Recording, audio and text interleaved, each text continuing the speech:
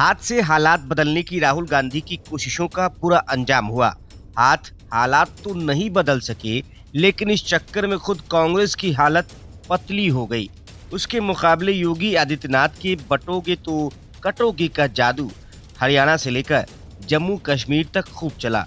लोकसभा चुनाव में पूर्ण बहुमत से एनडीए की सरकार बनने के बाद भी भाजपा के चेहरे पर मायूसी थी, लेकिन 3 महीने बाद ही हरियाणा के नतीजे ने उसे खिलखिलाने का मौका दिया है। भाजपा के स्टार प्रचारक पीएम नरेंद्र मोदी की अगुवाई में चले इस चुनावी अभियान में यूपी के सीएम योगी आदित्यनाथ का प्रचार भी हरियाणा से जम्मू कश्मीर तक बीजेपी के प्रसार में काम आया है। योगी ने जम्मू में जिन प्रत्याशियों के लिए प्रचार किया था, उनमें 90% उम्मीदवारों को जीत मिली है। वहीं हरियाणा में भी योगी की प्रचार वाली 60% से अधिक सीटों पर कमल खिला है। योगी ने 22 सितंबर से 3 अक्टूबर के बीच अलग अलग तारीखों में हरियाणा और जम्मू में भाजपा के लिए सभाएं की थी। योगी हरियाणा में 4 दिन गए थे और 20 प्रत्याशियों के लिए प्रचार किया था। इनमें 13 प्रत्याशियों ने जीत हासिल की है। जम्मू में योगी ने 11 प्रत्याशियों के लिए प्रचार किया और इनमें से 10 सीटों पर भाजपा को जीत मिली है। एकमात्र छंब विधानसभा में ही भाजपा पिछड़ी है।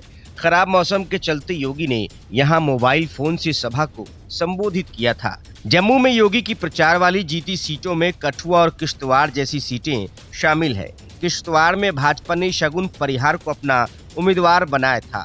उनके पिता और चाचा की आतंकियों ने गोली मारकर हत्या कर दी थी। मुस्लिम बहुल इस सीट पर शगुन भाजपा के लिए कमल खिलाने में कामयाब रही है। योगी आदित्यनाथ के इस स्ट्राइक का असर यूपी में होने वाले उपचुनाव, महाराष्ट्र और झारखंड में खास तौर पर दिखेगा।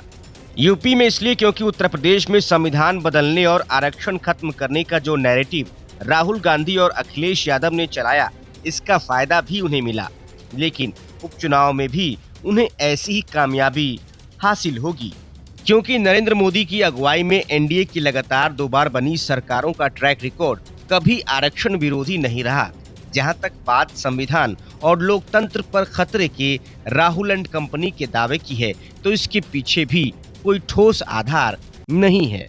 यही वजह है कि बीजेपी इसे चुनावी फायदे के लिए जानबूझकर किया गया दुष्प्रचार बताया और योगी आदित्यनाथ ने तो आगे बढ़कर बटोगे तो कटोगे वाला नारा कर दिया। हरियाणा और जम्मू कश्मीर में ये नारा खूब चला।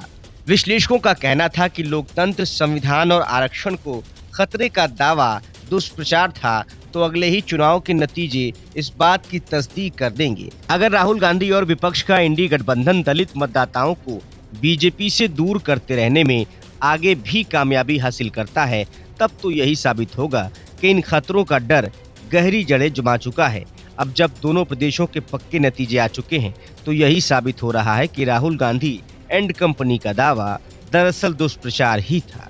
सवाल ये है कि क्या राहुल गांधी अब भी जेब में संविधान की कॉपी लेकर घूमेंगे और दावा करते रहेंगे कि बीजेपी से संविधान और आरक्षण को खतरा है। राहुल का ट्रैक रिकॉर्ड तो यही कहता है कि वो अंबानी अडानी पर बार बार मुंह की खाने के बावजूद कभी इसकी रट नहीं छोड़ते हैं। वो अंबानी अडानी को देश का लुटेरा बताने के चक्कर में ऐसी दलीलें देते हैं जिनका न कोई सिर होता है न पैर। ऐसी दलीलों पर ही बीजेपी उन्हें पप्पू बताती है। हरियाणा में चुनाव प्रचार के दौरान ही राहुल ने जब जलेबी की फैक्ट्री लगाने की बात की, तो बीजेपी इसे ले उड़ी।